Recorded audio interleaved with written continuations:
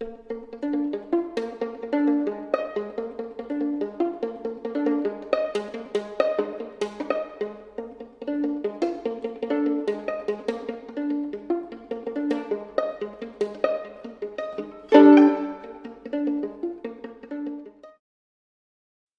true crime friends, welcome back to another episode of True Crime in Academia. I am your host, Mary DePippi. Happy True Crime Tuesday, everyone. I hope you are all having a good start to your week. If not, that sucks. I hope it gets better for you. Don't forget to follow True Crime in Academia on social media at True Crime in Academia on Instagram and TikTok, and on Twitter at TC in Academia. If you like to have bonus episodes, I have 2 currently up right now just for subscribers. So if you want to get your hands on those, go to patreon.com/Ivory Tower Boiler Room and you can become a subscriber there. I am very excited about this week's episode. Today, I have 2 very special guests. I would say they are like the next generation of true crime content creators. With me are the hosts of the Crime Chronicles, a podcast, Savannah and Delaney. Thank you guys for being with me. Yeah, thank you for having us. Yeah, we're so excited. This is great. So I always ask everyone this question because I'm always curious. How did you guys become interested in true crime? I think we both had an interest in it from an early age. We were both really into mysteries. For me, I watched a lot of Scooby-Doo, and that led me later to watching true crime videos on YouTube because it was kind of that mystery feeling. And then eventually I got more into podcasts as I got older. Yeah, same. I read a lot of Nancy Drew growing up. I was always really into the mystery aspect of everything. Yeah. And then same as Delaney, I just got into videos and then podcasts. And then we actually both got into Morbid around the same time. And we listened to an episode on Natalie Wood. And we both were like, whoa, this is insane. And this is something that we're really interested in. Mm-hmm. That's awesome. I love the Nancy Drew. You can't see it, but I have a stack of, well, you can see my stack, but it's beyond that stack. I have lined up Nancy Drew books that I found actually at a flea market, and they were I have need them on my bookshelf right next to the I camera. Do too. Huge collection. That's awesome. I also love that you guys that you watch Scooby-Doo. That's one thing I feel like a lot of true crime people don't want to admit, but that's I feel like where a lot of us got our interest. No, literally true crime for kids. Exactly. Exactly. Yeah. True crime for basically. So how did you guys decide to come up with a podcast in general? I think after we really became good friends, we started becoming friends towards the end of middle school. Yeah. And we were both founded on true crime, and that was kind of what we based our friendship on really in the very beginning. And we just kind of talked about how cool it would be to cover cases of our own. And for me, I kind of really got into the Gabby Petito case when it was going on, and that was our first episode. So I really started researching that before we even thought about publishing an episode. I just was really interested in that and involved in that. And so I was like, why not publish it?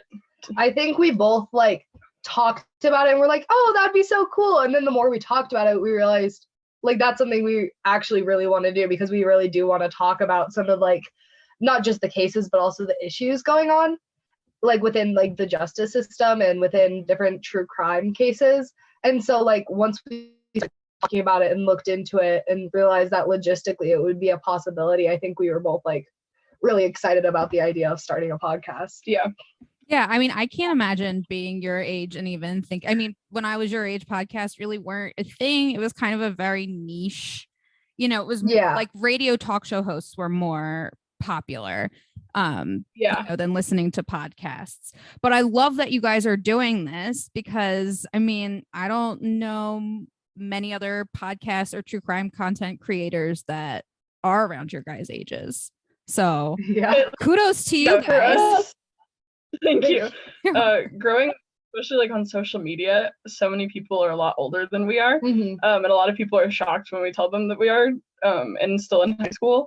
But I think it's really it's really fun to get a new perspective in the true crime world. And I love hearing so many different people from like all around the world in different ages and like all of those things talk about different cases.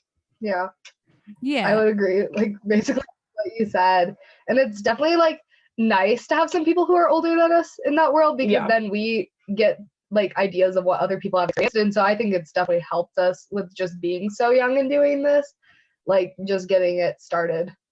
Absolutely. Yeah, absolutely.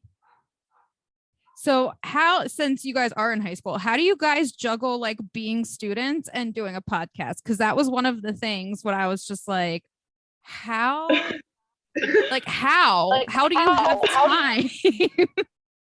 Honestly, it can be a little rough. We've recorded a couple episodes in school, during breaks, during free periods in classes, during lunch. I think especially at the beginning, we were very, very into like having a very strict schedule. So we were like, every time we can record, we're going to. Yeah. So if we were in school, it was perfect because, you know, we'd have a study hall and just record during that. And I think honestly, research is the hardest part. Yeah, for sure. Because it's, you know, we have like 10-page notes on each case, if not more. And so like doing that and then also assignments is pretty hard. But if you find enough like time management, then it works out. I think it's definitely like we've had to learn that we can't put a ton of stress on ourselves to like get episodes out. And so like if we need to prioritize something else, we will, and we'll just be like, hey, just so you know, the episode's delayed, and we'll kind of communicate that through our Instagram. Yeah. And I think for me, especially, I have had a lot of stuff going on with just like sports, but also activities. And this summer, it's honestly been way more challenging than the school year because I've been out of town most of the summer because I'm working at a camp. And so I've been home for maybe a total of like a week and a half. It's been a challenge, but I think just finding time to do the research and getting a time to sit down and record is like the best way to manage that. Yeah. Do you guys like research and then immediately record, or like how long is your researching process? How long does that usually take you? I think it depends on the case. Yeah, for me it really depends. Ted Bundy part 3, Ted Bundy the case, like I've done 3 parts on it. We're about to record Ted Bundy part 3 actually later today. But it's taken me like so long. Yeah. I like that one has for me at least has been the most taxing one because I've put so much research into that one, especially, and just the 3rd part alone is 20 plus pages. So it really depends. Some of them I can get done really quickly. Unfortunately, some cases really don't have a lot of information on them. So it's harder to find good, solid information on those, the ones that aren't widely media covered. So those are quicker to finish, but yeah, it really depends on the case, I'd say. Yeah, I think very similarly for me, it depends on the case. Like I know for a lot of my cases that were multiple parts, it took me a while just because there was so much information. For Natalie Holloway, that one was definitely one that took me a while because going into it, I kind of had a base level knowledge of what had happened, but I didn't realize how much media coverage had gone into it. And I kind of had to learn how to balance like putting too many details in and like taking away details and making the case like not make sense or not feel as impactful. And so I think that's part of like what takes us with research. Like it just depends on the case and what there is. Absolutely. Yeah. So. Yeah, it always throws me too, like especially the ones where I'm like, I have a base knowledge of this and then I go like research it and then I'm like, oh wow, there is a lot more that needs to be talked about here than just my base level knowledge. Like I always think it's going to be so much easier than. Absolutely. Yeah. It's like you choose a case and you're like, oh, this one will be a quick research so I can get apps. Never mind. Like, yeah. And I think we just wanted to say we're like really, really big fans of your podcast too. Oh, we love you. It's like you're the best. You do really good coverage. So yeah. Thank you. Yeah. No, I love you guys too, just because I love the coverage you guys have. And like, again, like I said, I was so fascinated when I found out that you guys were like still in high school because I'm like, oh my God, like I said earlier, how are they possibly juggling this? Like, I know again from being in high school, I'm like, really? You want me to do more research on top of like the research that I have to do for school, even though researching true crime is arguably way more fun and way more interesting. Yeah, when you enjoy it, it's a little better. I love that you guys do it in study hall though. How do you get really weird looks from people? A couple of the places in our school, rooms that we used to record, kind of have glass windows. So we've had people walk past and just give us really weird looks because it just looks like we're talking into a phone. Yeah. Or a computer. I was sitting in a study hall with one of my friends, and I had pulled up a documentary to watch for one of my cases. And I remember looking over at me and being like, what are you doing? Because we were in the band room, and so we were just sitting in this open space where everyone could see. So. Yeah. And people get a little freaked out too, because if they look at your computer without context and see that you're writing down all these gory details, they're like, or Googling, how long does it take for a body to decompose? They're like, that's a little interesting. For sure. Yeah, I feel the same way. I'm always anyone who would look at my search history, if they don't know what I do, would be extremely concerned. Absolutely. Exactly. Me and my mom were watching a documentary the other day, a true crime documentary, and they were talking about how this guy's search history revealed him to the crime, and I'm like, if anyone investigated my search history, I would be in jail so quickly. Right. They got him on a, I don't know, he was Googling something about how to report a missing person, or how long does it take for a body to decompose, and I was like, I research that so often. That is my search history right now. Because it's not only just you're researching how long does a body decompose, you're like, okay, well, if it's left outside buried in a shallow grave, how long would that take? Or if it's submerged in water, how long would that take? I mean, there are a lot of factors.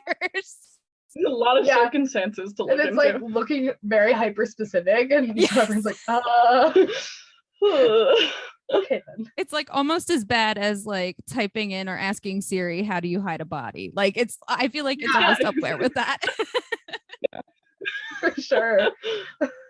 So what do your other friends think about you guys having this podcast? Do they think it's cool? Do they want to ever be a part of it? Or we actually haven't told a ton of people in our lives.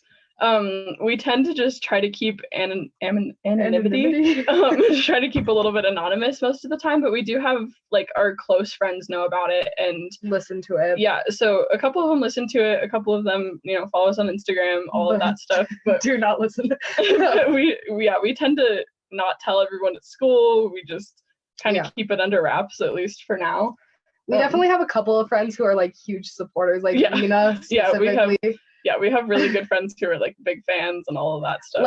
Lena has definitely been our biggest supporter, where she'll we'll be in school and be like, when is the next episode coming out? I need one to listen to for study hall. So that's always super sweet and encouraging. But it's more under wraps than probably a lot of it is, but which is really smart when you think about it. Obviously, being the age that you are, anonymity is super important.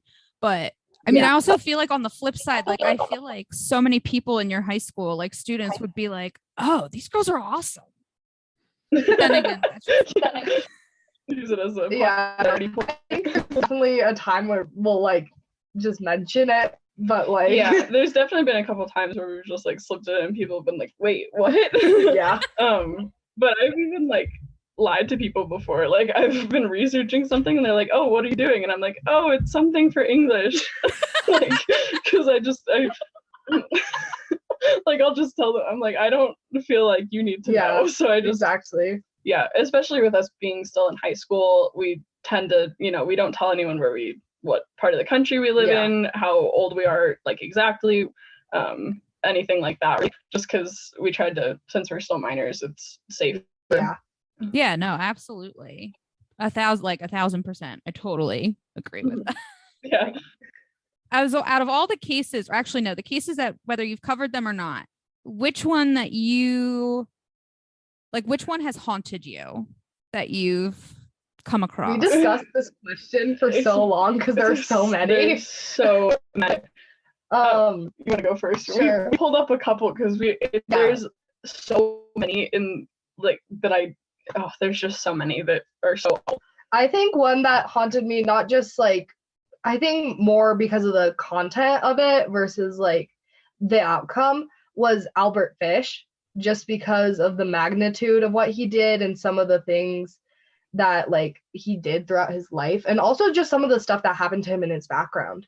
It was just like a really heavy case. And so that's one that's definitely followed me. Yeah, it's just like, especially ones with children, I think are a lot harder for a lot of people to digest. Yeah. And those are generally probably the most disturbing for us to cover, at least.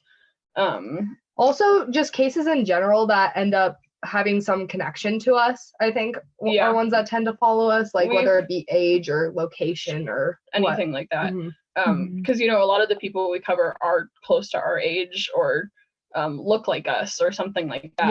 Yeah. And it's weird to think about that in a context where like, we're so similar and all that stuff. But one that really freaked me out was Elisa Lam. Both of that one, like that one scares us so bad, and your coverage on that case was really, really good. But that one's really, really terrifying for me. And then also the Junko Furuta case, the 40 days in hell, I believe is what it's commonly known as. But that one, when I first read about it, I couldn't stop thinking about it for days. I watched a YouTube video on that one, like before we did the podcast, and it like is one of the most heavy cases. It's just horrific. And there's so many like that are not known as well too. And so one of our top priorities is to like research more into those ones that aren't getting enough recognition or like honoring the victims. Yeah. Because there are so many that are, kind of the more gruesome it gets, the more media coverage it gets. That's definitely. Like when you talk about cases that get a ton of media coverage that have cases that are similar, I think I had that moment recently with like Skylar Neese, because that one was very similar to the Slenderman stabbings, but no one really talked about it. And so I had never heard of it, and I was sitting there going, how do I not know about this? Exactly. Yeah, because it's wild. I find so many cases like that too, where I'm just like, how did I not know about this? Like, this is insane. And where was the media coverage? Like, I don't understand. I also feel like in the media, it's very cherry picked, like what they decide, like what cases they cover, how intensely they want to cover these cases. Because I've had cases where I'm like, okay, where's the rest of it? Like, you're only giving me part of the information. Where's more? And there's nowhere to be found unless you put a Freedom of Information Act request in.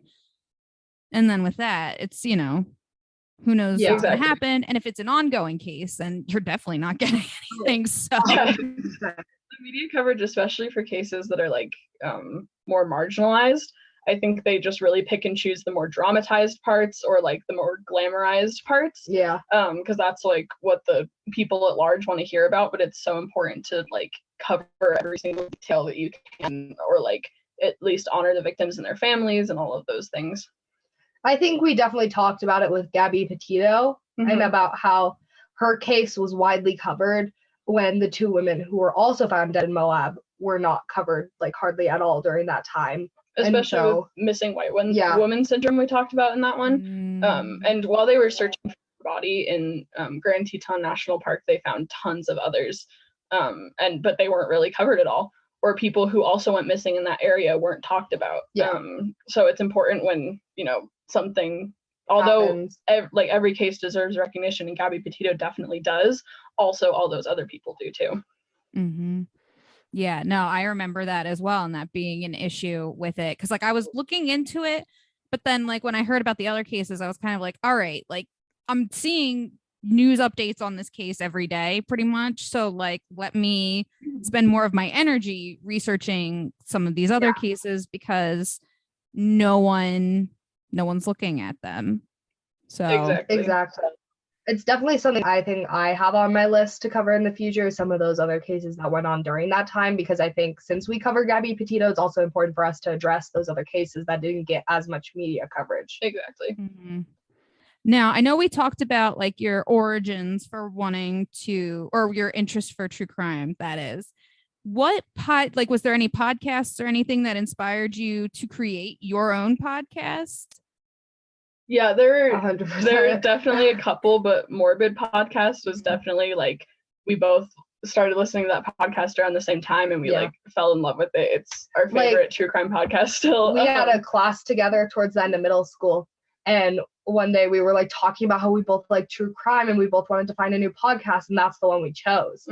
And so that's always been like a common podcast that we both listen to and that we both really enjoy. So that's definitely one we've taken a lot of inspiration from. Everything up to really like our format, because there are so many variations, especially within like the true crime podcast community, of like, some people just say facts and just list it like that. For ours, we like to have more discussions about it, crack a couple jokes when it's appropriate, all of those things. And they do that similarly. So we kind of took our inspiration from them, definitely. Yeah, I think humor is also important, which I feel like so many people think is so weird. It's like you're talking about people who have died. You were talking about like some of the actions of the most depraved human beings on this planet, and you're laughing about certain things, and it's like, what? But at the same time, it's like you kind of need that levity.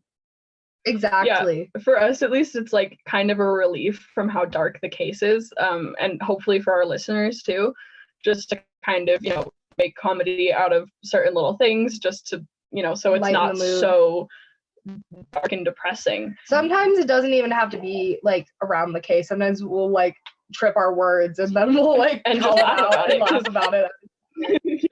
It's just, I love it's that small little breaks in there. Yeah, I love that you guys keep that in though. I love that. There was definitely a case, I think it was one of her more recent ones, and I was recovering from like a head cold. I would not stop coughing. It was really funny. Like I would just be talking and it didn't sound like I was having any issues with my voice, and then I would just start coughing and I could not stop. It was like it was definitely an issue for that episode. Yeah, but just keeping little things like that in just to laugh about, I think, at least for us, helps like lighten the mood a bit. Because you're right, like talking about deaths and really horrific actions, it's important to kind of not get so caught up in like the existentialism of all that and the darkness of all of that. I think also we've both tried to find the positive at the end of the case. And so like a lot of times we'll talk about what the families have done in the aftermath of the grief, and like we'll talk about how positive changes in our world have come out of this case, if we can find that. Because it's so important to recognize that this victim didn't just die for nothing.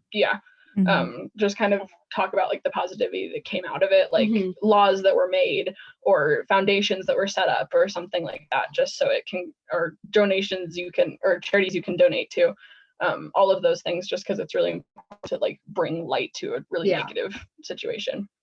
And then I also don't think many people realize that like some of these families of victims are putting the work in. Like some of them have it, and they have every right to just sit back and not want to have to do anything about anything anymore, and not want to have to be re-traumatized or have to talk about it. But the fact that some of them have this strength to go in and be like, yo, what happened to the person that I love can't happen to anybody else. So how do we fix that?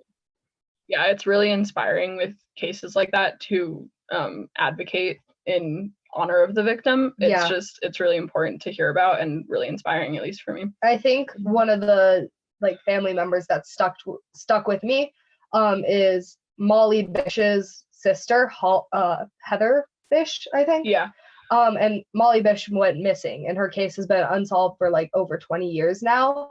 But the way Heather has like worked in the true crime community and advocated and like enforced changes to make sure that didn't happen to anyone else's family, it was just so cool to me. All right, so for my last question, talk about cold cases.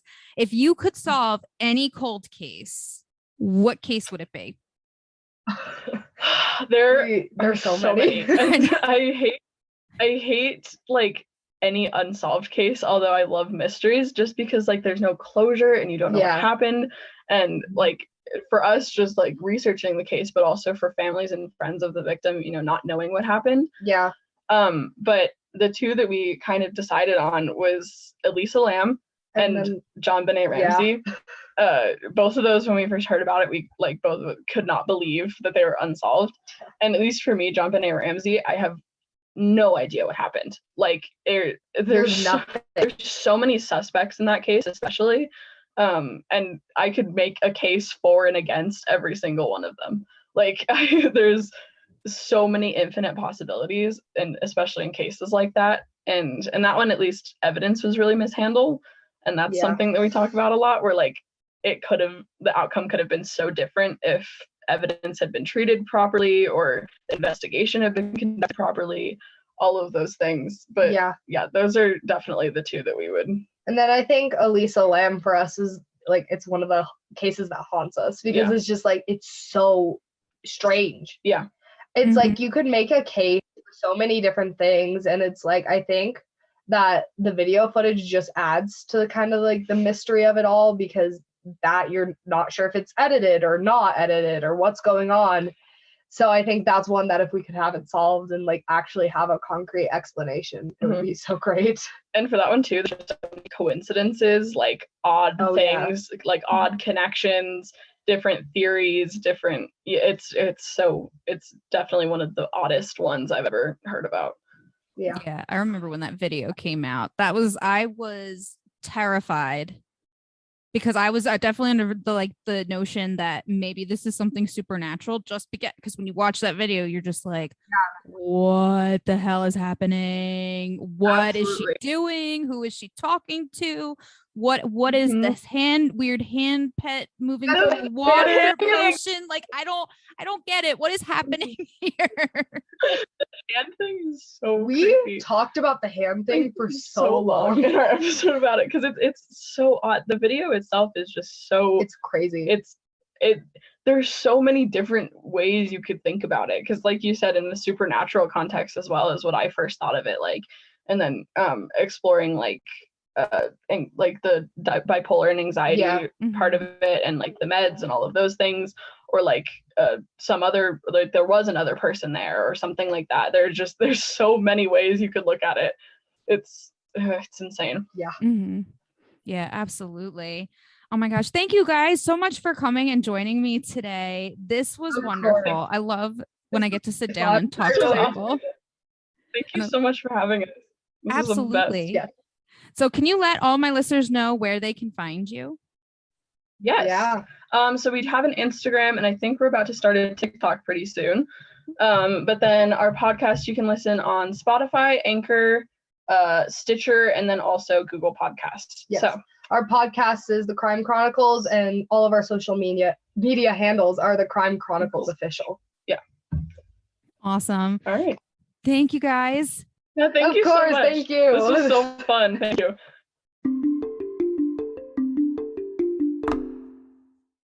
Look, Bumble knows you're exhausted by dating. All the must not take yourself too seriously and 6'1" since that matters. And what do I even say other than hey? Well, that's why they're introducing an all-new Bumble with exciting features to make compatibility easier, starting the chat better, and dating safer. They've changed, so you don't have to. Download the new Bumble now.